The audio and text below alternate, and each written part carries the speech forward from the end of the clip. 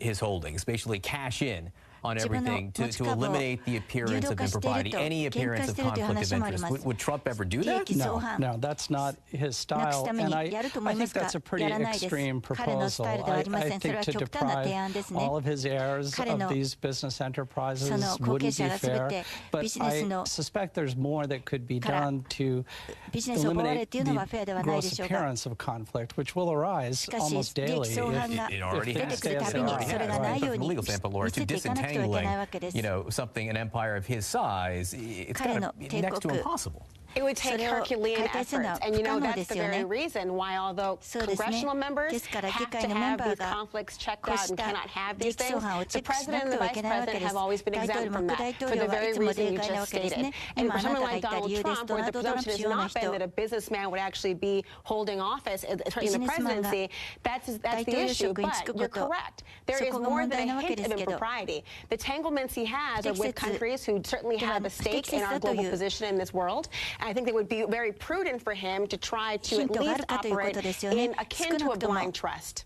Well, so far the things he suggested are neither blind nor trust, but we can talk about that at a different time. Michael, Laura, thanks so much. Appreciate it. Up next, we're going to take you to Alabama, a state that went heavily for Donald Trump in last week's election, to see what people there think about what others call the controversies surrounding Donald Trump's staff picks.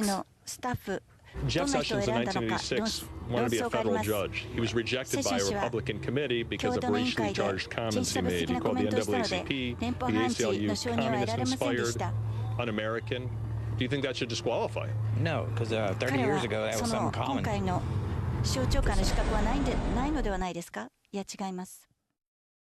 On CNN.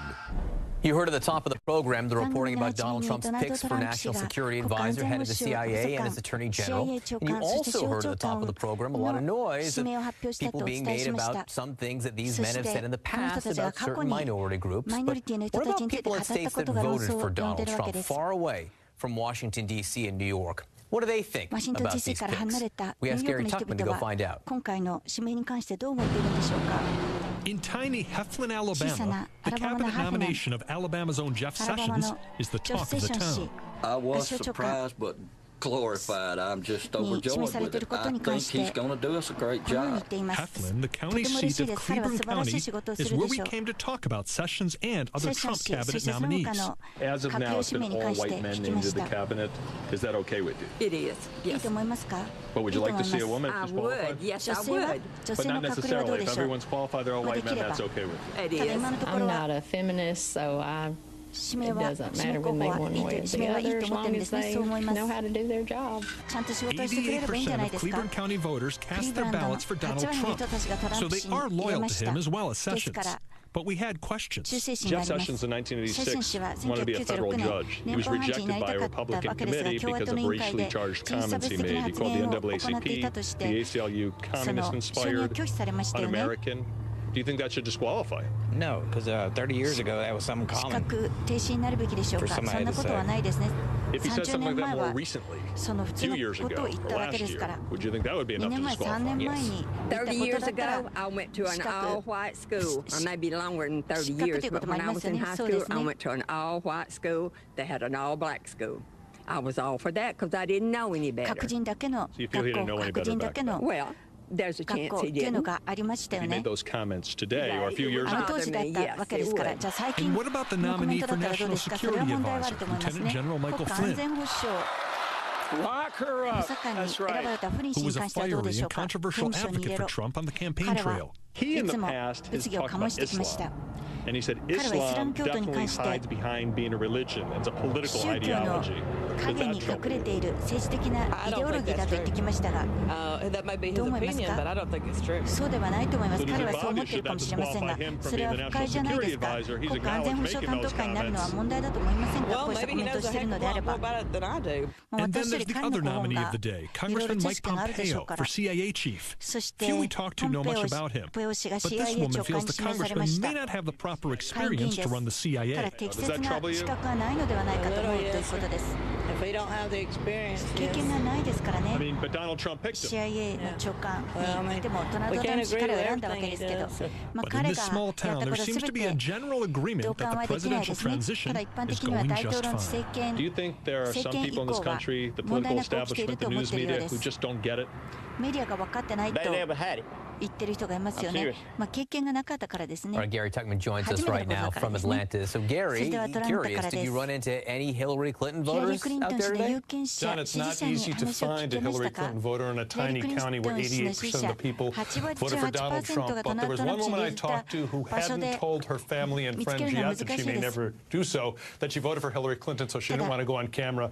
そ But の she 共和党 told に me いつも she 入れてい felt た that が her 今回はヒ Senator ラリー・クリントンに入 Sessions れたと言っ and た General 人カメ Flynn, ラの前では neither 話 of してく them れません qualify for these でし spots たけれども because she フリー氏も feels セッ they ション both 氏も have 今回の skeletons 資 in 格は their ないと言っていま closets. す。 John. という All のは right, クロ Gary ーゼットの Tuchman, 中 thanks に so 2人と much. も And the 骸 next hour 骨 of スケル 360, トンを President-elect しまっ Trump's ているからと weekend 言っていま plans, した。 maybe some golf, but he's also ト going ラン to プ meet 氏の週 face 末 to face は with Mitt ゴ Romney, ルフ who でしょ called う him a か。それ phony と and a も fraud during the ロムニー campaign. 氏でしょうと会う And かも Trump しれ didn't ま have せん。 nice words for Romney either. Will that all ま be がいものと history? トラン And プ氏 could を Mitt ロ Romney ムニ join ー the 氏呼んだ Trump ことがありまし cabinet? た。 Some thoughts on that ahead. 彼も閣僚になるのでしょうか。 Question, who will be in the new Trump cabinet? Instead, we heard late today about what, as in what he wants to do in his first days in office. We also learned a little bit about the how, as in how he intends to talk to us. This is the first time he's addressed the nation since we saw him on the stage in the early morning hours after his upset victory. But instead of a press conference or a live statement, he dropped a video this evening on social media. Take a look. Today, I would like to provide the American people with an update on the White House transition and our policy plans for the first 100 days. Our transition team is working very smoothly, efficiently, and effectively. Truly great and talented men and women, patriots indeed, are being brought in, and many will soon be a part of our government, helping us to make America great again. My agenda will be based on a simple core principle, putting America first. Whether it's producing steel, building cars, or curing disease, I want the next generation of production and innovation to happen right here on our great homeland, America, creating wealth and jobs for American workers. As part of this plan, I've asked my transition team to develop a list of executive actions we can take on day one to restore our laws and bring back our jobs. It's about time. These include the following. On trade, I'm going to issue a notification of intent to withdraw from the Trans-Pacific Partnership, a potential disaster for our country. Instead, we will negotiate fair bilateral trade deals that bring jobs and industry back onto American shores. On energy, I will cancel job-killing restrictions on the production of American energy, including shale energy and clean coal, creating many millions of high-paying jobs. That's what we want. That's what we've been waiting for. On regulation, I will formulate a rule which says that for every one new regulation, 2 old regulations must be eliminated. So important. On national security, I will ask the Department of Defense and the chairman of the Joint Chiefs of Staff to develop a comprehensive plan to protect America's vital infrastructure from cyber attacks and all other forms of attacks. On immigration, I will direct the Department of Labor to investigate all abuses of visa programs that undercut the American worker. On ethics reform, as part of our plan to drain the swamp, we will impose a 5-year ban on executive officials becoming lobbyists after they leave the administration, and a lifetime ban on executive officials lobbying on behalf of a foreign government. These are just a few of the steps we will take to reform Washington and rebuild our middle class. I will provide more updates in the coming days as we work together to make America great again for everyone, and I mean everyone. That was Donald Trump on video, which he released, put out, made public tonight.